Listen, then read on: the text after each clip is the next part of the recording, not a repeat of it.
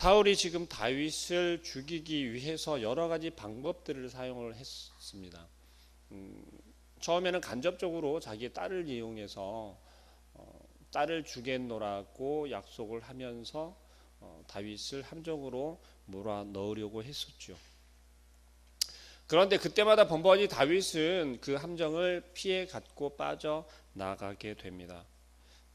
그렇게 되자 더 흥분하고 더 마음 가운데 미움과 질투가 저 다윗을 반드시 죽여야겠다라고 하는 그러한 마음이 마음 가운데서 계속해서 넘쳐났어요. 그러면서 이제는 내가 내 손으로 직접 죽이겠다라고 마음 먹기 시작한 거죠. 그리고 신하들에게도 명령합니다. 다윗을 죽이라고, 잡아오라고. 이런 궁지에 몰리게 다윗은 도대체가 알 수 없는 상황이었죠. 무엇을 알 수 없습니까? 도대체 사울이 왜 다윗을 죽이려 하는지, 왜 자기 자신을 죽이려 하는지, 사울에 대해서 잘못한 것이 있거나 사울의 명령을 어기거나 아니면 사울의 눈밖에 날 일을 한 것이 없기 때문에 그렇습니다. 그것이 있다라고 하면 단 하나, 다윗은 여호와 하나님을 신뢰하였고 그 하나님의 말씀대로 순종하고 있었다는 것이죠. 우리는 우리의 삶을 살아가며 우리 믿음 생활 속에서 늘 그렇게 여기고 있습니다. 나는 아무것도 잘못한 것이 없는데 나한테 왜 이럴까? 왜 이런 일이 생길까? 왜 이런 일이 나에게 일어날까? 나는 정말 말씀대로 잘 지켜 순종한다라고 여기고 있었고 하나님의 말씀대로 살아간다라고 여기고 있었는데 도대체 나에게 일어나는 이러한 문제들은, 이러한 일들은 우리의 가정 가운데, 우리의 삶 가운데, 우리 터전 가운데서 또는 우리 교회 공동체 가운데서 되어지거나 일어나는 일들은 도대체 왜 일어날까? 무엇 때문에 발생하게 되는 것일까? 우리는 궁금해하고 의아해하기도 합니다. 도대체 이유를 알 수 없어서 하나님께 다시 한번 묻기도 합니다. 지금 다윗은 자기의 목숨을 잃을 수 있는 그러한 상황 가운데로 내몰리고 있는 것입니다. 무엇 때문에요? 여호와 하나님을 신뢰한다는 것 때문에, 여호와 하나님께서 함께하고 계시다는 것, 그 이유 하나만으로 사울에게는 위협이 되고 있다라는 것입니다. 사울이 철저하게 다윗을 바라보는 것은 그겁니다. 세상적인 기준으로, 세상의 관점으로 바라보면서 내가 왕으로 있지만 나는 하나님께 버림을 받았고 하나님과 함께하는, 하나님께서 기뻐하시고 예비하신 저 다윗이 나의 뒤를 이어서, 아니 지금 이 내 자리를 빼앗고 이스라엘의 왕이 되지는 않을까? 백성들이 나보다 저 다윗을 더 좋아하지는 않을까? 우리가 함께 공동체 생활을 하고 있으면서, 신앙생활을 하고 있으면서 그 믿음 생활 속에서 내 옆에 있는 다른 저 김집사가 나보다 훨씬 더 인정받으면 어쩌나? 내가 열심히 헌신하고 봉사하는 것이 드러나지 아니하고 저기 숨어서 열심을 내고 있는 저 박집사의 모습이 칭찬을 받으면 어쩌나? 우리의 마음 가운데서는 그런 조그마한 욕심에서부터, 시기에서부터, 질투에서부터 이 사울과 같은 마음이 싹트기 시작한다라는 것을 우리는 기억해야 할 것입니다. 오늘 본문은 지금 다윗이 도피하여 도망가고 있습니다. 어디까지 도망갔습니까? 아내였던 미갈의 도움을 받아서 지금 사무엘이 있는 그 라마나요트까지 도피하게 되었습니다.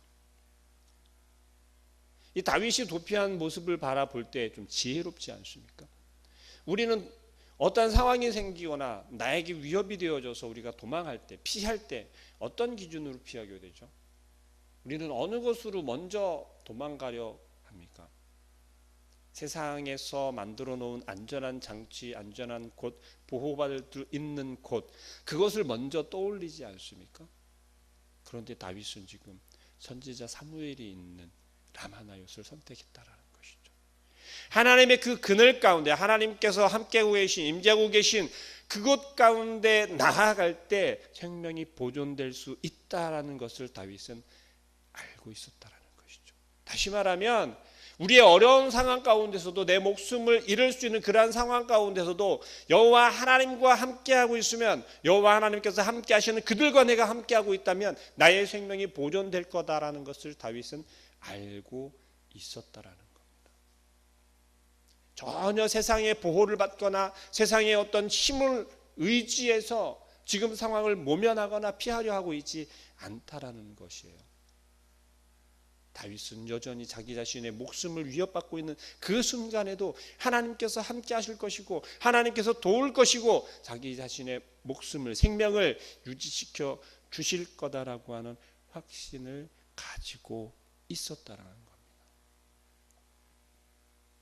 라마나요스에 있는 사무엘을 찾아가고 사울의 그동안의 모든 행실을 이야기합니다. 사울은 가만히 있지 않았겠죠.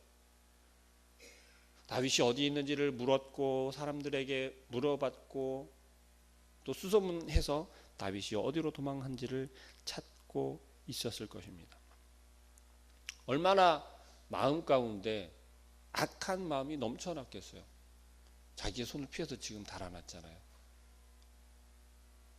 분하고 원통하고 그러한 마음일 거예요. 지금 사울의 마음은. 그런데 그 가운데 다윗이 어디에 있는지를 사람들이 전해줍니다. 사울은 먼저 사람을 보내었어요. 왜 먼저 사람을 보내었을까요? 지금 사울은 자기가 직접 다윗을 죽이겠노라고 그렇게 작정했잖아요. 자기의 부하들에게, 신하들에게, 군사들에게 다윗을 잡아오라고, 다윗의 생명을 빼앗아오라고 명령한 상태였잖아요. 근데 직접 가지 아니하고 군대를 보내지 아니하고 왜 전령을 먼저 보냈을까요? 라마나요시 어떤 곳인지 사울은 알고 있었다라는 것입니다. 사울은 라마나요시, 사무엘이 살고 있는 그곳이 어떠한 곳인지 알고 있었어요. 그렇기 때문에 직접 먼저 찾아가는 것이 아니라 전령들을 보내었던 것입니다. 그것도 몇 번을 보냅니까? 3차례에 걸쳐서 보내요. 그런데 그것이 어느 곳인지는 지금 사울이 보낸 전령들의 변한 모습을 보면 알 수가 있습니다. 그들이 예언을 하였다라고 그랬어요. 여기서 예언하였다라고 표현되어지는 것은 뭐냐면 그들이 그곳에 거룩함에 휩싸여서 하나님의 여호와의 영에 휩싸여서 이들이 찬양하고 예배하고 기도하였고 그곳에서 그 사무엘이 제자들을 가르치고 있는 그 상황 가운데 그들도 함께 동요되었다라는 것입니다. 충만한 상황 가운데로 변하여졌다라는 것이에요. 그들이 지금 어떤 목적으로 그곳에 왔는지를 망각하게 되었고 잊게 되었고 그들의 그곳에서 함께 지금 가르침을 받고 있는 그 사무엘의 제자들과 함께 변화되어졌다라는 거예요. 그만큼 영적으로 충만한 곳이었고 여호와 하나님의 능력과 힘이 그곳에는 넘쳐나고 있었어요. 참고적으로 말씀을 드리자면 라마나요시라고 하는 이곳은 어떤 곳이었냐면요.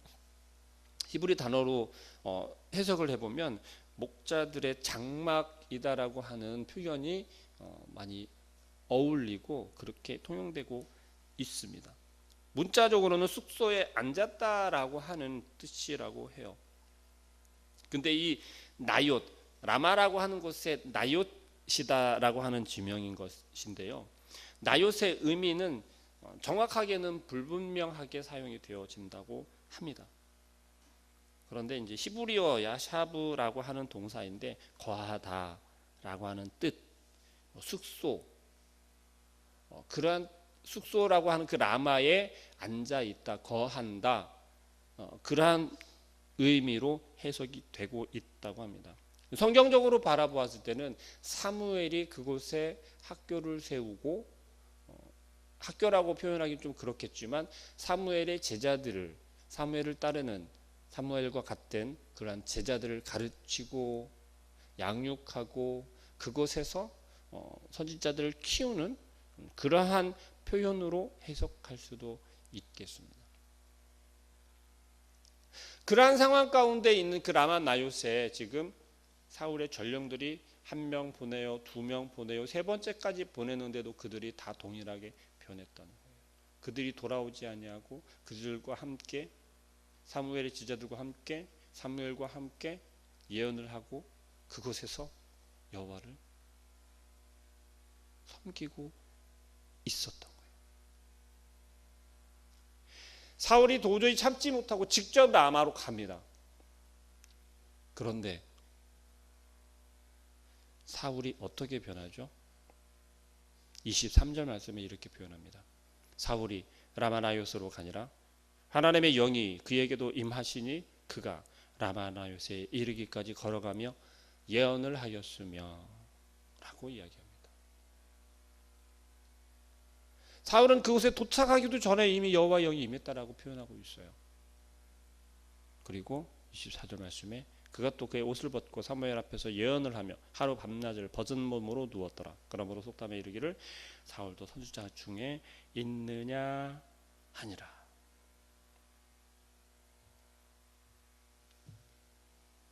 사울이 처음 하나님께 기름 부음을 받았을 때 어떠하다라고 이야기를 했습니까?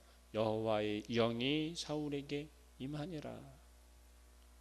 사울은 철저하게 여호와 영이 임하였을 때는 하나님의 말씀에 순종하는 사람이었고 하나님 보시기에 합당한 사람이었습니다. 하나님의 영으로 예언도 하였고 하나님의 영이 그에 충만하였을 때 하나님 앞에 올바른 자였었어요. 그런데 하나님의 영이 그를 떠나고 나니 그가 어찌 되었습니까?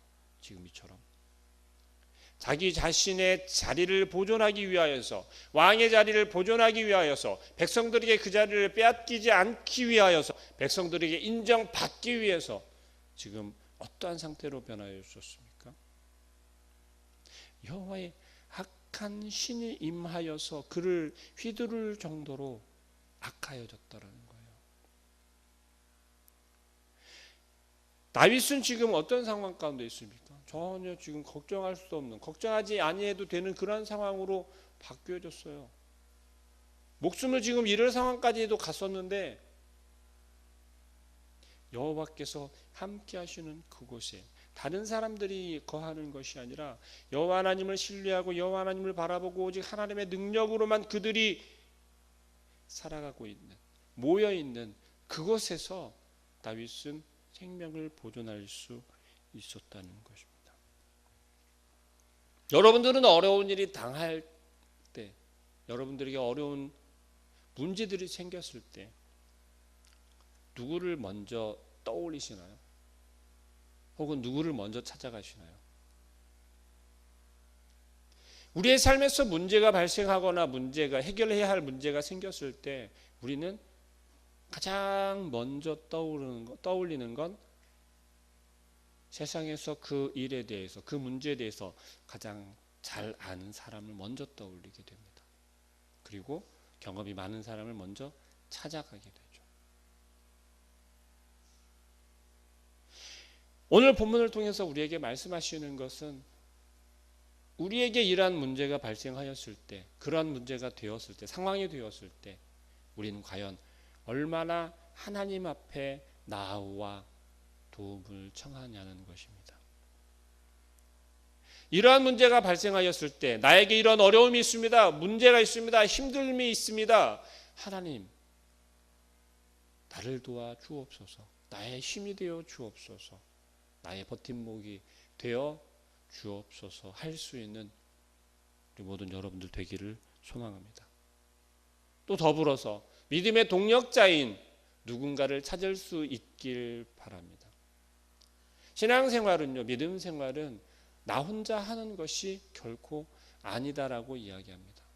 하나님과의 관계는 물론 나와 1대1의 관계가 맞습니다. 그러나 하나님께서는 나 혼자만 잘하라고, 나 혼자만 열심히 바라보라고 우리에게 말씀하고 계시지 않습니다.